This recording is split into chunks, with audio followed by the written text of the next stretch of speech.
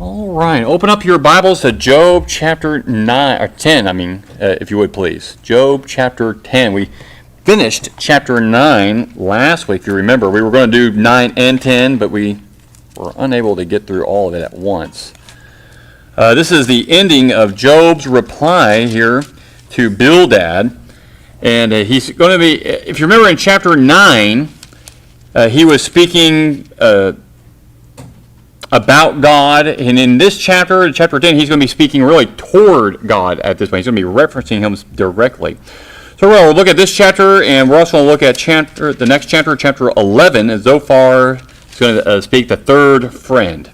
But let's start by reading verses 1 through 7, Job chapter 10.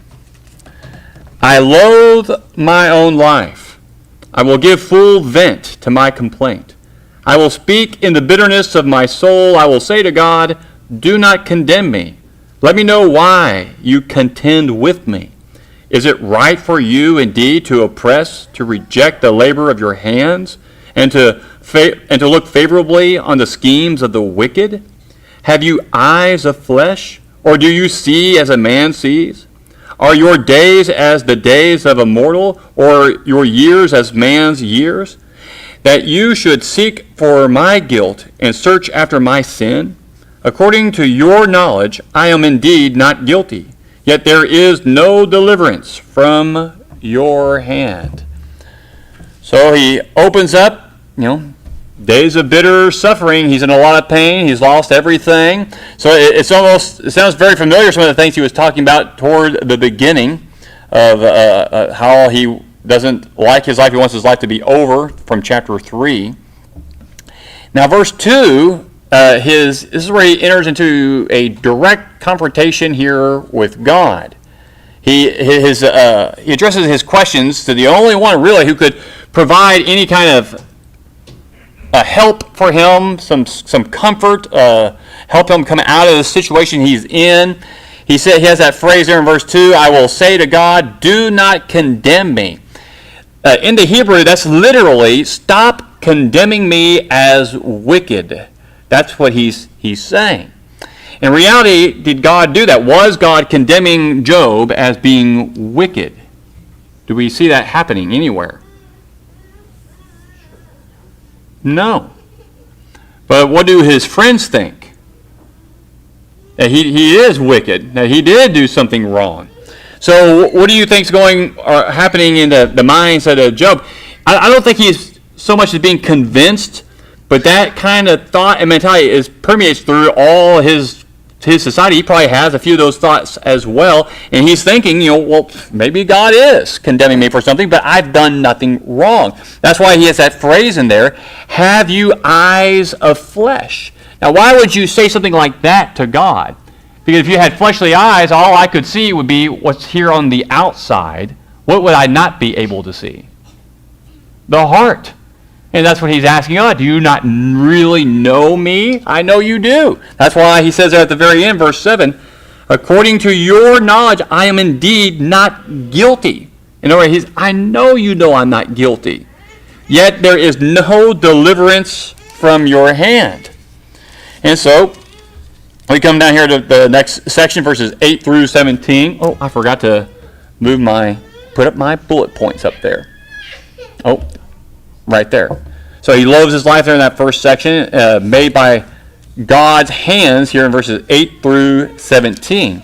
We're just going to work through the text. In verses 8 through 11, he uses several figures here to describe the work of God. Your hands fashioned me altogether. Would you destroy me? He says there in verse 8. Remember now that you have made me as clay, and would you turn me into dust again? And he's using a lot of descriptions of how God created him, and he would ask, why would you make me only to snuff me out? Why would you do this only to destroy me like this? I remember years ago, the Lockridges, they had Lincoln logs when they first moved here, and you guys got rid of them, a huge pile of them, tons, and they gave it to my kids. My two little boys, they were just barely above my knee, and they were building the tallest cabins we could make, and they looked really good. I was pretty proud of them. And I thought, all right, what do you guys want to do with it now? You want to build some more Lincoln logs houses and like get some cars and have like a little town. No, we want to knock it down. Couldn't believe it. You built all of it. You put like an hour's worth of this, and all you want to do is knock it down. And that's what they did. They knocked it down. And so Job's asking, all the work you put into me, not only just making me, but all the blessings, all of you've done for me, are you now going to just take me out? For what reason? Why would you do this? So you can see in his mind that it makes no sense. Why would God let this happen? For all that he's done for him, and making him, blessing him, being with him, and he's been with the Lord, why do this? Why allow this to happen now? He says in verse 12, you have granted me life and loving kindness, and your care has preserved my spirit. So this is the first time we see, and actually it's the only time we'll see God's loving kindness brought out. But it makes me think how he's bringing these things out. It's like he's remembering all this time when the Lord treated him a certain way in his mind. You treated me and blessed me. What happened to that? Where did that go? So it just comes in there in verse 12, and it goes away immediately in the last section, 13 to 17. Yet these things you have concealed in your heart. I know that this is within you. So Job's thoughts turn back to his sad state. There's no escape from the hand of God. If sin, he says there in verse 14, then you would not take note of me, and would not acquit me of my guilt. If I am wicked, woe to me. And if I am righteous, I dare not lift up my head. I am sated with disgrace and conscious of my misery. So he's saying, whether I sin or if I'm righteous, you're coming after me. Because I'm not, he knows he has done nothing wrong. He feels like he's being hunted. He'll use the phrase, you're hunting me like a lion. You show your power against me.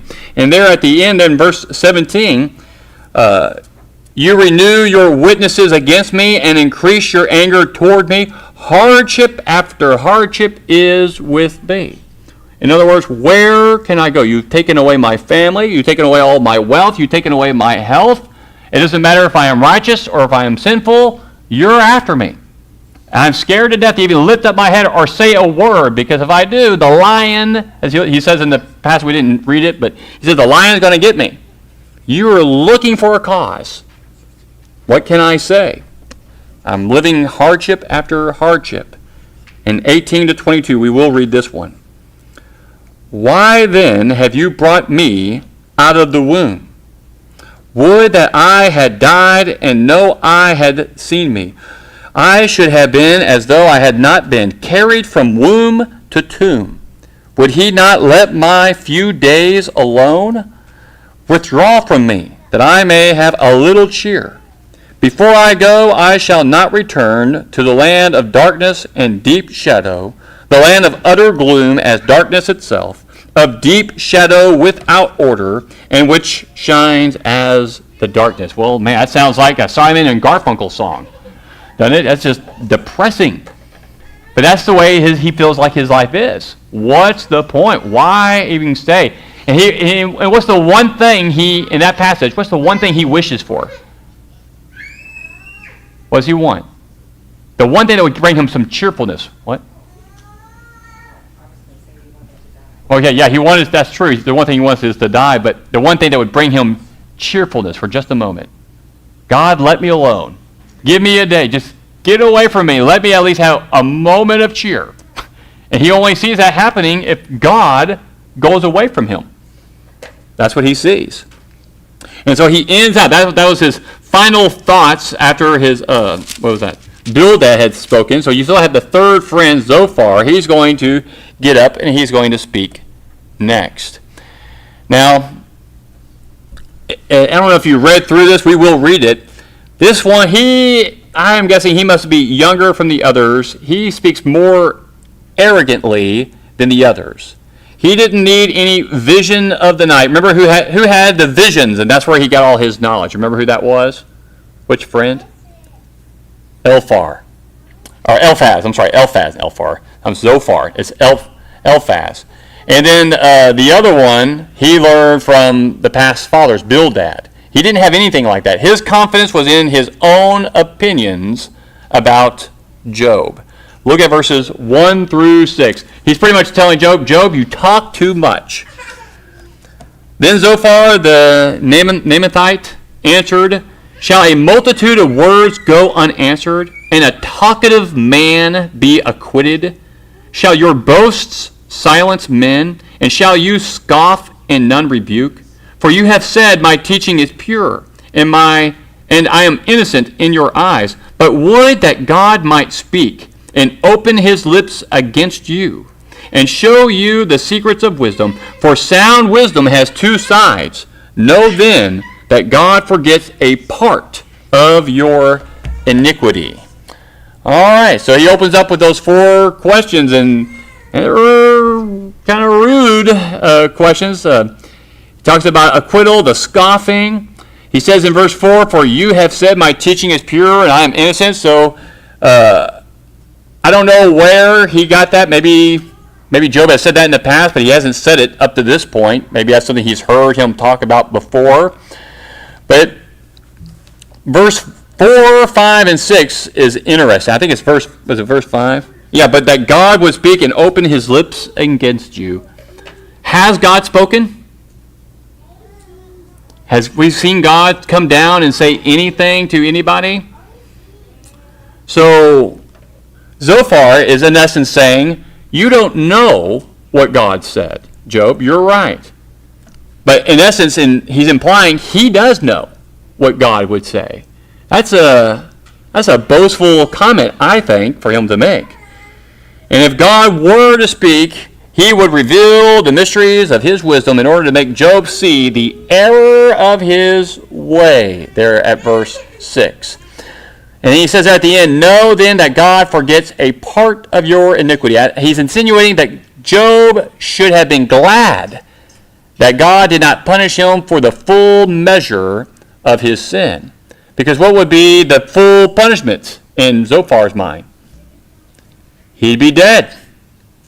He must have let you live for a reason. Maybe he wants you to do something, and he'll get to that toward the end. And then verses 7 through 12, I know God. Can you discover the depths of God?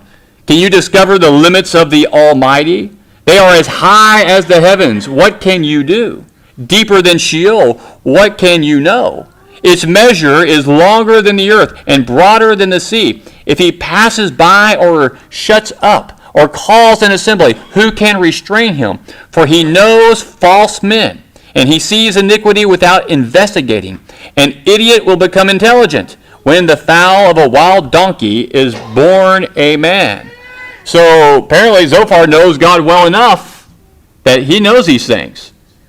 How can someone go out and make these statements like he does? You and I can sit here, we could make those statements because we know what God would say. We have the whole word. What do they have? Well, they don't have that. What they have reached back at is grabbing things from their forefathers and the tradition, and they believe an absolute that if you're suffering in any way, you must have sinned. And so if you have any suffering, you sin. If you have no suffering, you're righteous. Therefore, Job has sinned. That's what their mindset is. That's what their arguments are. And so he is lambasting Job again. Verse 10, he passes by or shuts up or calls an assembly. Who can restrain him? I like the way the NIV puts this. It says, if he comes along and confines you in prison and convenes a court, who can oppose him? We were discussing that last few weeks ago. Where Job was talking about this courtroom, where God is the jury, the judge, the accuser, and the bailiff. What do you have any chance again in a court like that? Imagine you came to court and I was all those guys. I was accusing you of something, but I'm also the judge and the jury. You going to win? No way. You're going to lose. And so he's making that similar statement. In verse 12 may have been a proverbial statement in Job's day. The thought is that no man can become wise on their own efforts. So verses 13 to 20, Job, you need to repent. if you would direct your heart right and spread out your hand to him. If iniquity is in your hand, put it far away, and do not let wickedness dwell in your tents. Then indeed you could lift up your face without moral defect, and you would be steadfast and not fear. For you would forget your trouble. As waters have passed by, you would remember it. Your life would be brighter than a noonday. Darkness would be like the morning. Then you would trust, because there is hope. And you would look around and rest securely. You would lie down and none would disturb you. And many would entreat your favor, but the eyes of the wicked will fail, and there will be no escape for them. And their hope is to breathe their last. That last line, their hope, the wicked's hope, would be to breathe their last. That's the only hope they have. What has Job been doing at the end of every one of his statements? What does he want? He wants to breathe his last. So you see how Zophar is using his words there? Your hope is showing you, Job, how much at fault you are. You are a sinner.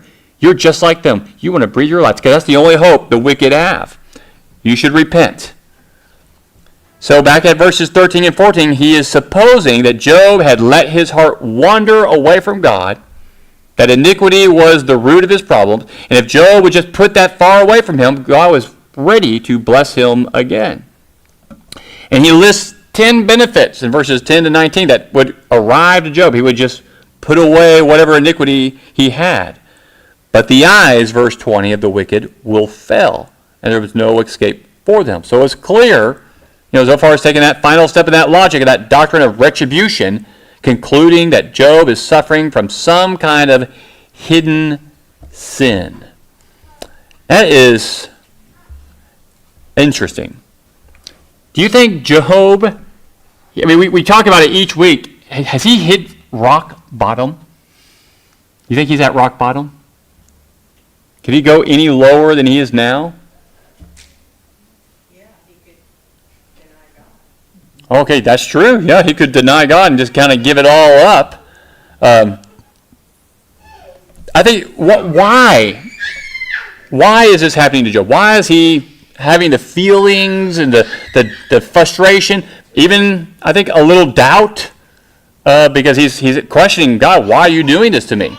If I was even righteous, you'd probably still come after me. I can't imagine why you're allowing this to happen. He does think God is doing this to him.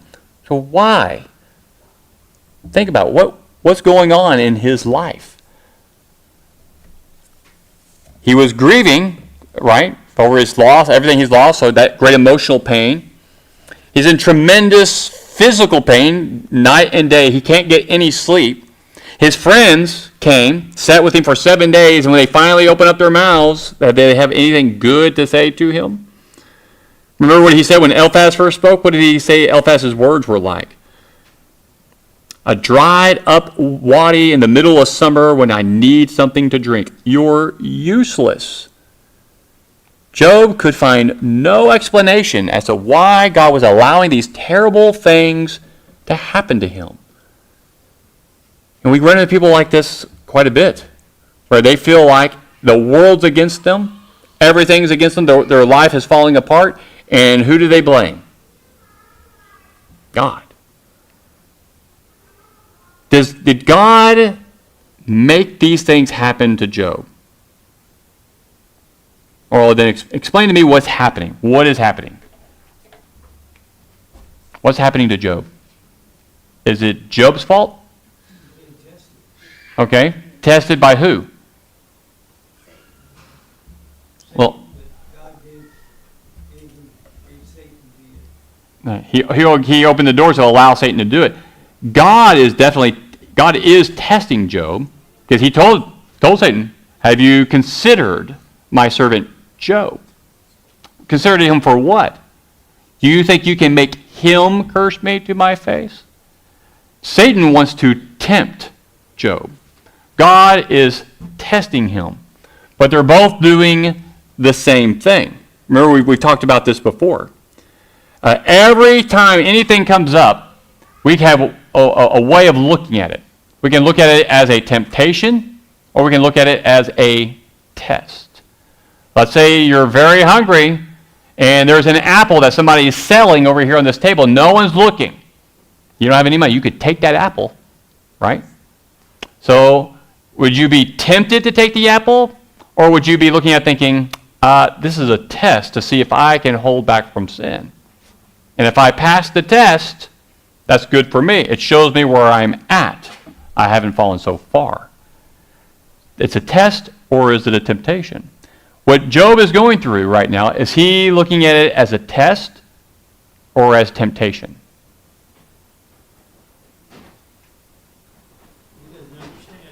Well, he doesn't understand it, so he doesn't understand the test, maybe. But what is the temptation, you think? What is the temptation? Yeah, his wife put it up for him. Curse God and die. If my wife, Jenny, had told me that, that would stick in my mind forever. Why would she say that to me? And now my friends are coming and telling me that I have sinned. I've done something wrong. So what's the temptation from the friends? You're the problem. You've wronged and you brought this on yourself. And Job's defense is what? I haven't done anything. So the temptation would be to just give in, believing what? If you curse God and die, it'll be over with. Or if you say, I've sinned, God, please forgive me, what is he looking for? For God to step in and do something. But you would have to believe God is the one making this happen because he sinned. He would have to abandon the trust he has held on to all this time, that if he would to obey God, he would be forgiven of those sins, which he has been. He would have to give up on all that. That was not the case.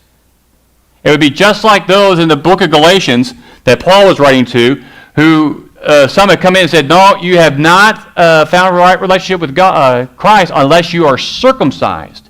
And what did Paul tell them? What would happen if they were circumcised? Because they wouldn't be abandoning Christ in their minds. They're thinking, oh no, if I really want to have the right relationship, I need to be circumcised and then I'll be right with God. But what did he say would happen if they were circumcised? You'll fall from grace. Those of you who do this. You'll be cut off from Christ. You who are circumcised. Because it was for freedom you have been freed. But if you turn it to the law, to something else for that freedom, then you're turning away from God. And that is what the temptation is for Job. To abandon what he knows to be true about God and take on something that is not true. God does not punish only the sinful and give the righteous blessings day in, day out for their entire lives. He does not do that. But if he takes what the friend says, then he'll be saying that is true. And he will abandon his trust in the Lord. That's the temptation. But he's not tempted to do that. So it's a test for him. He doesn't understand why these things are happening, but he is working hard to pass the test. And it shows him and us where his faith is. Can this happen to us? Every week we answer, we know the answer. Of course it can. And we always want to think and believe that, well, I can handle it. And when we're fully awake, when we have good energy, we can do that. We do. How many of you, when you first had kids, those of you who had kids, told yourself when you first had kids, I am never going to do what I saw so-and-so do to their kids. I'm never going to yell at my kids. I'm never going to do anything to harm my kid in any way. Were you able to hold to that? I told myself I will never yell at my kids. Is that true? No. I have raised my voice louder than I should have many times. I've allowed my anger to get control. And I can look back, and every time that had happened, it's when I have very little sleep. Or I have a lot of stress. Usually it happens as soon as I walk home, as soon as I open the back door, do you know what happens? every kid in the house comes up and asks me a question. Every time. So I sometimes, before I walk in, I'll stop. I'll stop at the door and I'll do this. Right? Because I know what's coming. Temptation or a test. But if I'm tired, if I'm sick and I'm tired, my emotions a lot of times get the better of me. Is that true for you too? Job has lost everything.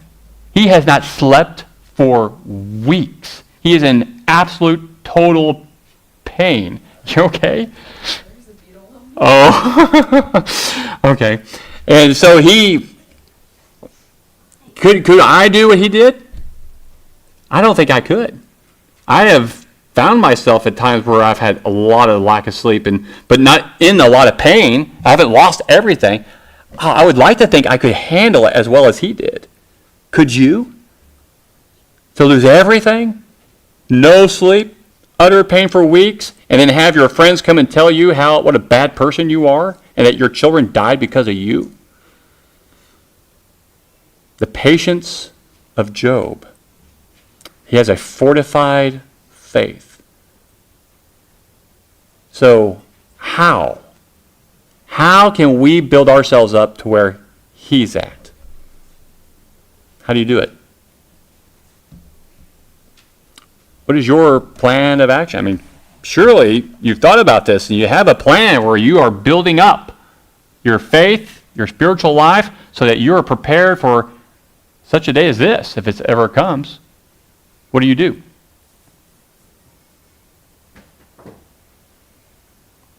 It's interesting that sometimes we are probably thinking in our minds like, well, what do I do? If you're thinking right now in your mind, what would I do? Maybe the next question should be, how long have you been a Christian? Have you not stopped to think about maybe this could come to you one day?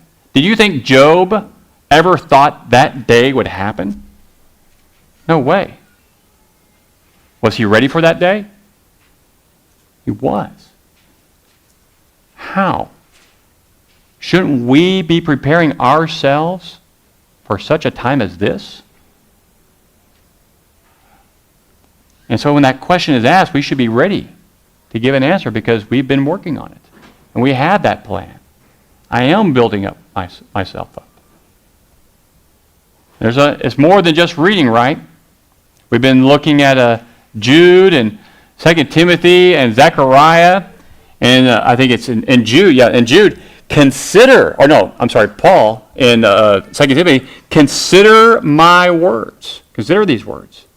It's more than just reading. We got to really put our mind to what's being said. Meditate upon these things. David was preparing for those days because he would meditate every night and day upon the Word of God. He brought it into his heart. He knew God's mind. And since he knew and understood how God thought, he was ready. Does Job, he didn't have all the Word of God that you and I have, but do you think he knew and understood God? Yes, to the best of his ability. He didn't understand why these things were happening, but he does know that God will punish the wicked and he will bless the righteous. But in this world, in this here and now, bad things can happen to good people. Why are bad things happening to him? He does not know. Why is God allowing bad things to happen to him? He does not know.